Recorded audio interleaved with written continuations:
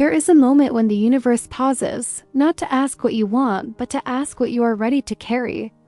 Not everything that shines is meant for your hands. And not every dream is as soft as it looks from afar. Wealth is not only money. Wealth is responsibility. It is presence. It is the ability to hold more without collapsing. Everyone says they want abundance, but few realize what abundance demands in return. You say you want millions, but can you stay grounded when those millions come with decisions that affect others' lives? You say you want to be seen, but can you handle the energy it takes to be witnessed, judged, and needed all at once? We think of wealth as something to acquire. But what if it's something to endure? Because the more you receive, the more you are asked to manage, protect, and honor. If your nervous system is not trained to feel safe in expansion, you will sabotage every blessing that exceeds your past. If your mind still equates growth with danger, you will shrink when the door opens. The truth is, life does not just hand you what you want. It waits until your body, your beliefs, your energy are ready to hold it. Manifestation is not a trick. It is a transformation. The version of you who receives everything you want is not the same version who started wishing. They speak differently. They choose differently. They respond with grace, not fear. And here's what no one tells you: abundance is quiet. It does not chase. It arrives when you become the one who can hold it. Until then, it hovers like a cloud of potential waiting for the moment you stop clenching, waiting for the moment you stop proving. Waiting for the moment your inner world says yes without a whisper of resistance. You think you're waiting for the blessing, but the blessing is waiting for you. Not in punishment, but in precision.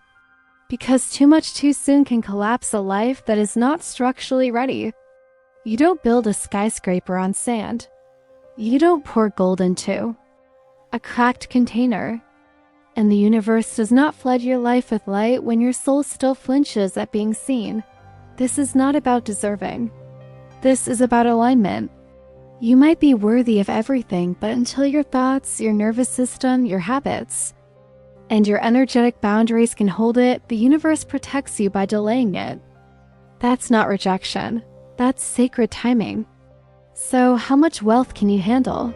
Not how much you fantasize about. Not how much you affirm. But how much you have trained yourself to hold without leaking it, fearing it, or breaking under it. Ask yourself honestly, what are the patterns I still carry that would sabotage overflow? Am I still scared of being envied? Do I feel guilt when I have more than others? Do I subconsciously expect to lose it all? Do I still believe I must struggle to earn it? Wealth expands whatever energy you already have. If you carry fear, you will feel it multiply. If you carry peace, it will grow with you.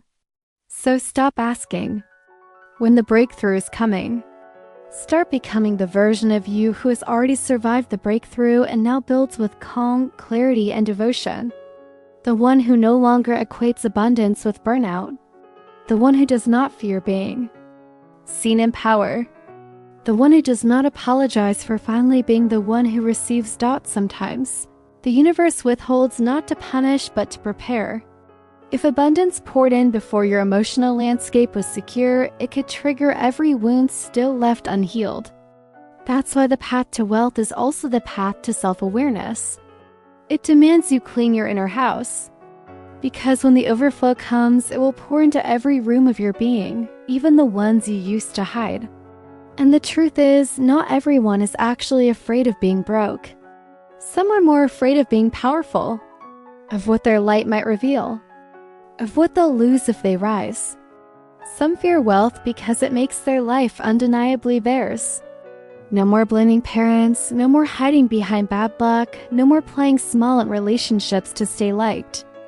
When you are truly wealthy, your life becomes a mirror of your inner world, and that's why so many sabotage it. Because they haven't made peace with that reflection. So they unconsciously stay in just enough to survive. Just enough to feel hopeful, but never enough to overflow. Because overflow forces choice, and choice means responsibility. And responsibility means you can no longer wait for life to happen to you.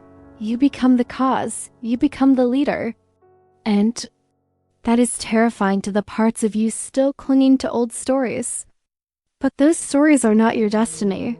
They are your past. You are not a character in your family's unfinished novel.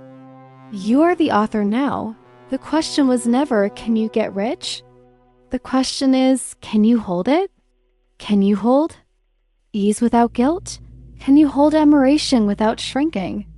Can you hold influence without abusing it? Because wealth is not just money, it's attention, it's respect, it's choices. And many who ask for it are secretly terrified of the version of themselves it might demand. Because true wealth changes your social contracts. You outgrow old dynamics. You stop being the one who always gives more. You stop being the secret keeper, the unpaid therapist, the emotionally available one in friendships that were never mutual. Suddenly, you're not accessible in the same way, and that feels like abandonment to people who only knew you as exhausted and available. This is why spiritual preparation is the hidden cost of abundance. You will have to grieve the identities that no longer fit. You will have to rewrite every belief about what you're worthy of. You will have to stand in rooms where you once felt invisible and speak like you belong. And most of all, you will have to learn how to receive. Without apology, without explanation, without shrinking. Receiving is not passive. It is an energetic skill.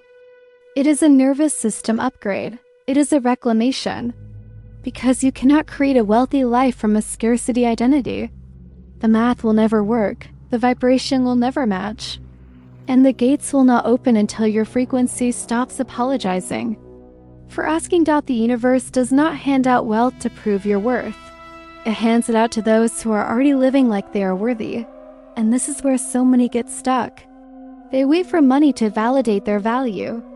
They wait for success to make them feel secure. But energy doesn't flow backward. You don't become powerful after the proof arrives. You become powerful first, and then the proof rearranges around you. That's why the question is spiritual, not just strategic. Can you feel safe when you're visible? Can you feel grounded when you're praised? Can you feel regulated when your life expands quickly? Because every level of abundance demands a higher level of nervous system capacity. If you're still scared of being envied, you'll dim your light. If you're still addicted to struggle, you'll sabotage the softness. If you still think you have to suffer to be seen as deserving, your manifestations will carry a heavy cost.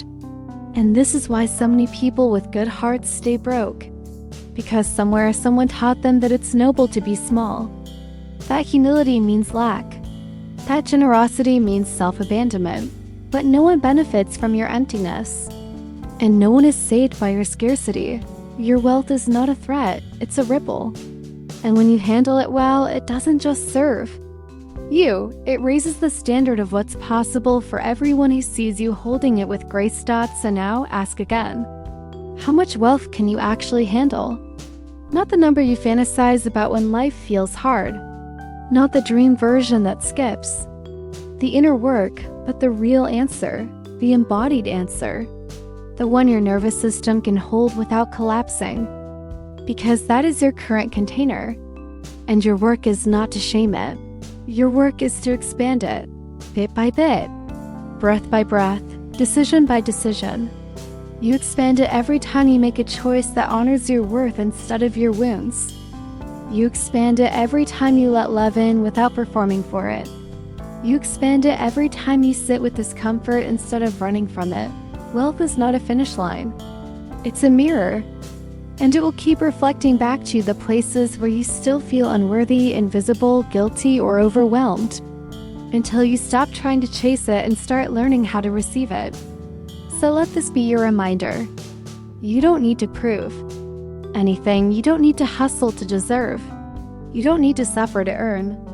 Your abundance is not something you have to fight for. It's something you have to allow. And your greatest work is not to get more. It's to hold more, with clarity, with calm, with consciousness. That is the frequency of true wealth. And now the rest is up to you. If this resonated, leave a comment, like the video, and share your favorite line. I'd love to know what this awakened in you.